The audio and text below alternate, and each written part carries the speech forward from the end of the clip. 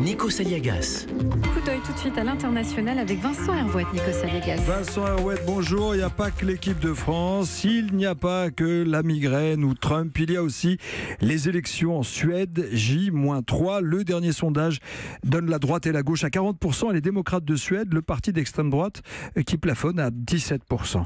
Oui, vous savez, rappelez-vous, dans les années 70, quand la France a légalisé l'avortement, instauré la majorité à 18 ans, le collège unique et la fin de l'ORTF, les gaullistes ont grogné. Giscard se fait de la France une certaine idée de la Suède. Le modèle scandinave faisait rêver les pays latins, un État-providence qui assure l'égalité, une grande liberté de mœurs et les frontières ouvertes à tous les exilés.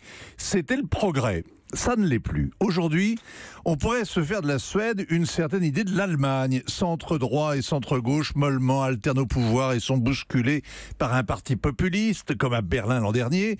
La CDU et CSU et le SPD ont pris une raclée, mais ils gouvernent toujours ensemble et ça s'annonce pareil en Suède. Angela Merkel paye d'avoir ouvert les bras aux centaines de milliers de migrants et à Stockholm, le Premier ministre a fait mieux ou pire en appelant 10 millions de Suédois à ouvrir leur cœur et 440 000 demandeurs d'asile ont débarqué en 3 ans. Avec le même choc en retour, l'immigration devenue le thème central et unique du débat politique, révision du droit d'asile, bouclage des frontières, montée du populisme, qui fait l'ange fait la bête. En même temps, 17% d'intention de vote, c'est pas un raz-de-marée. Oui, mais le courant s'est inversé. La Suède profonde était un pays de peuplement homogène, très égalitaire, et le savoir-vivre interdisait toute xénophobie. Cela se défoule dans l'isoloir.